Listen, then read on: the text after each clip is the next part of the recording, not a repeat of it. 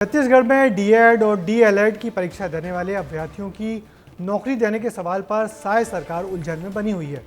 कई दिनों से ये सब अपनी मांगों को लेकर आंदोलन कर रहे ये लोग आज अपनी नियुक्ति की मांग को लेकर सीएम हाउस के करीब बैठ गए, जिससे सरकार की सुरक्षा एजेंसियां हरकत में आ गईं। देखिए क्या है पूरा मामला और अब तक क्यों सरकार इनको नौकरी देने के मामले पर असमंजस की स्थिति में बनी हुई है। दांव पर भविष्य, सड़कों पर युवा।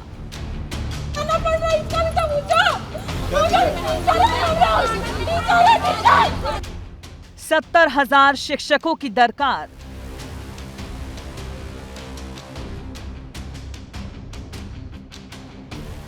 अभ्यर्थियों को कब मिलेगा अधिकार?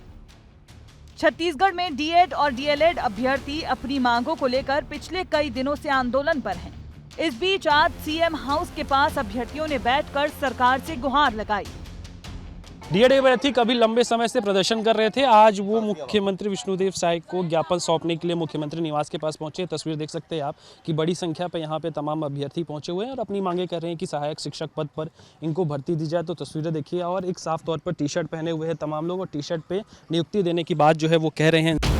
ये पूरा मामला साल 2023 में निकली शिक्षक भर्ती से जुड़ा है, जिसमें 6,285 सहायक शिक्षक के पद थे। लेकिन योग्यता को लेकर पेच शुरू से ही फंस गया था कि नियुक्ति आखिर किसको दी जाए। 4 मई 2023 को सहायक शिक्षक भर्ती का विज्ञापन जारी हुआ। 2 अप्रैल 2024 को हाईकोर्ट ने अपना फैसला सुनाया, डीएड धारी की नियुक्ति के आदेश दिए। 5 सितंबर 2024 को सुप्रीम कोर्ट ने हाईकोर्ट का फैसला बरकरार रखा।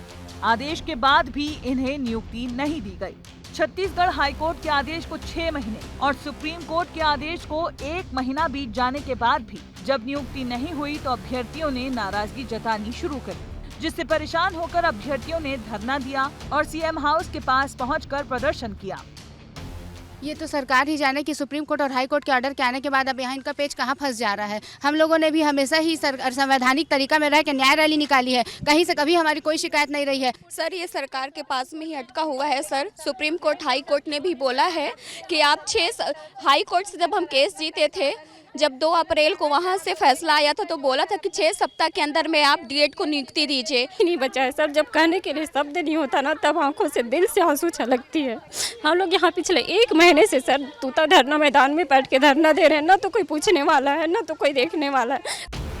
डीएड अभ्यर्थियों ने तूता धरना स्थल में प्रदर्शन करने से पहले तमाम मंत्रियों और बड़े अधिकारियों को भी ज्ञापन दिया था, जिसके बाद से अब तक इनका प्रदर्शन जारी है। अभ्यर्थी अब तरह तरह के आरोप कांग्रेस और बीजेपी पर लगा रहे हैं। वहीं राजनीतिक दल भी इस मामले को लेकर आमने सामने दिखाई पड़ते हैं।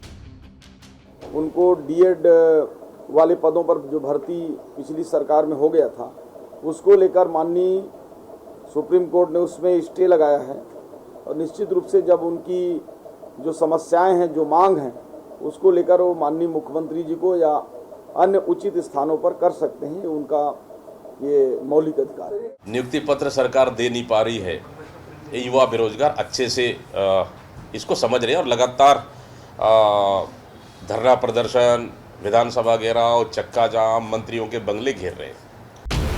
बीएड डिग्री धारकों को सहायक शिक्षक पद के लिए कोर्ट ने अयोग्य माना है, वहीं डीएड को पात्र बताया है। ऐसे में सरकार के सामने दोहरी चुनौती है, क्योंकि अगर किसी एक पक्ष की नियुक्ति रद्द कर दूसरे पक्ष को भर्ती दी जाएगी तो एक पक्ष नाराज हो जाएगा। ऐसे में दोनों ही पक्षों की सहमति बनाकर सरकार को नियुक्ति देनी होगी। हालांकि इंतजार यही है कि आखिर नियुक्ति होगी तो कब होगी। विस्तार न्यूज के लिए रायपुर से रोहित मिश्रा की रिपोर्ट।